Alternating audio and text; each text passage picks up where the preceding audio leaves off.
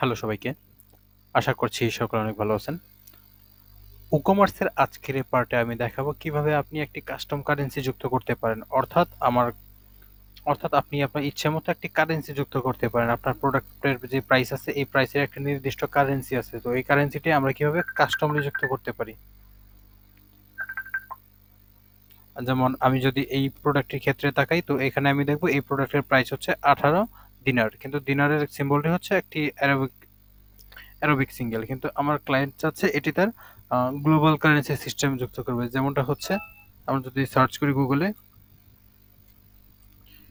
Kuwait currency লিখে search করি, তো এই ক্ষেত্রে দেখব কুয়েতের দিনারকে শো করছে আপনার KWD দিয়ে। এটা হচ্ছে তাদের কান্ট্রি কারেন্সি কোড।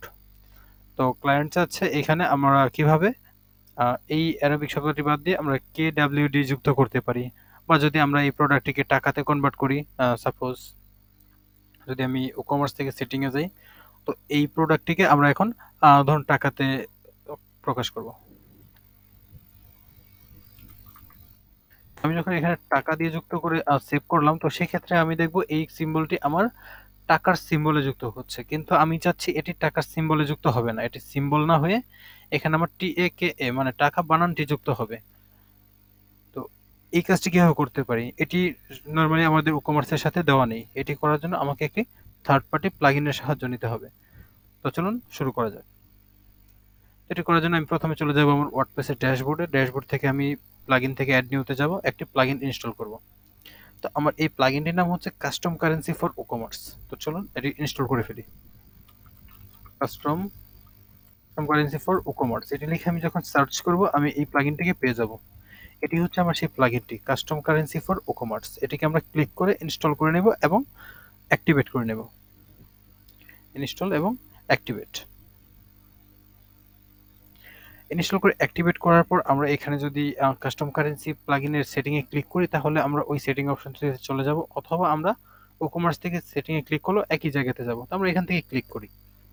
সেটিংয়ে ক্লিক করার পর আমরা এখানে দেখব আমাদের এখানে কারেন্সিটি বর্তমানে বাংলাদেশ টাকা আছে। আমরা যদি এটিকে চেঞ্জ করতে চাই, তো সেক্ষেত্রে আমরা দেখব এটিকে কিভাবে পরিবর্তন করা যায়।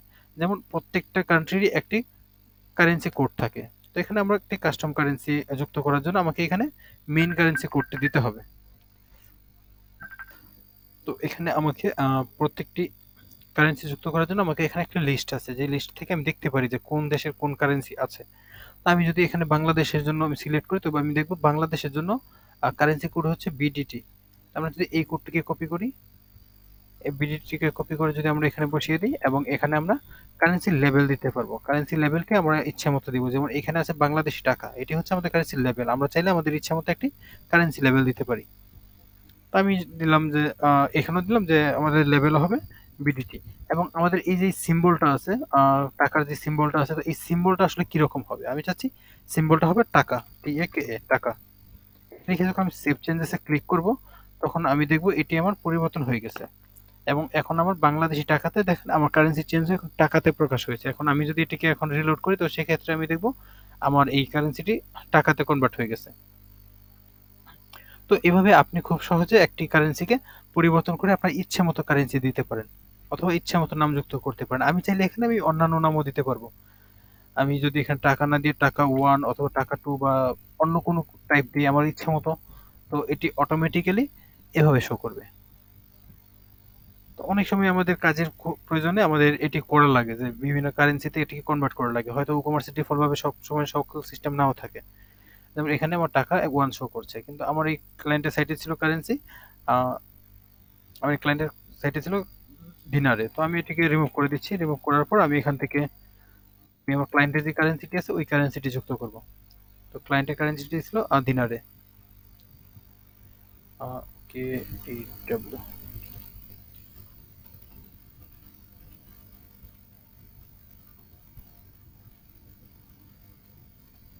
ওকে, কুয়েতি দিনার। তো এটি হচ্ছে আমার ক্লায়েন্টের কারেন্সি। বর্তমানে এটি কারেন্সিটি অ্যারাবিক সিম্বলে দেখাচ্ছে। তো এখানে আমরা সেম একইভাবে তৈরি করব। KWD, আমরা যদি ওদের কারেন্সির কোডের দিকে তাকাই, তো আমরা দেখব KWD হচ্ছে কুয়েতের কারেন্সি। আমরা যদি সার্চ করি KWD, আমরা দেখব কুয়েতি দিনারের কারেন্সি হচ্ছে KWD। তো আমরা যদি এই সিম্বলটি কপি করি, কপি করে আমরা এটিকে এখানে বসিয়ে দেব। আর এখানে আমরা কাস্টম লেবেল যুক্ত করে দেব। এখানে যেমন কুয়েতি দিনার আছে, তো আপনি চাইলে এখানে আপনার ইচ্ছামত একটা দিয়ে দিতে পারেন। আমি জাস্ট KWD যুক্ত করে দিচ্ছি এবং কাস্টম কারেন্সি সিম্বলের মধ্যে আমরা এটি দিয়ে দিচ্ছি। এবং এটি কোথায় শো করবে? এটি কি লেফটে শো করবে না রাইটে শো করবে? আমরা যদি লেফট উইথ স্পেস দিই তাহলে এটি আমাদের প্রাইসের লেফট সাইডে শো করবে লেখাটি। আবার যদি আমরা রাইট দিই তাহলে এটি রাইটে শো করবে। তো যেহেতু কুয়েতের দিনারের সিম্বলটি সম্ভবত আপনার লেফটের দিকেই থাকে, তো লেফটে আপনি চাইলে রাইটে দিতে পারেন, এটা আপনার ইচ্ছা। লেফট রাইট আপনি যদি উইথ স্পেস দেন তাহলে মাঝখানে একটা স্পেস থাকবে, আর যদি স্পেস ছাড়া দেন তাহলে আপনি এখান থেকে দিলে আর কোনো স্পেস থাকবে না। আমি যদি লেফট দিয়ে এখন আমি সেভ করি, তো এক্ষেত্রে দেখবো আমার এখন কারেন্সিটি KWD তে ট্রান্সফার হয়ে গেছে। তো আশা করি আপনি এভাবে খুব সহজে একটি কাস্টম কারেন্সি যুক্ত করতে পারবেন আপনার ই-কমার্স সাইটের জন্য। আশা করি ভিডিওটি আপনার জন্য অনেকটা হেল্পফুল হবে যদি আপনি ই-কমার্স নিয়ে কাজ করে থাকেন। আর ভিডিওটি যদি আপনার জন্য হেল্পফুল হয় তাহলে অবশ্যই ভিডিওটিতে একটা লাইক দিবেন এবং পরবর্তী ভিডিওর নোটিফিকেশন পাওয়ার জন্য চ্যানেলটিকে সাবস্ক্রাইব করে রাখতে পারেন। ধন্যবাদ।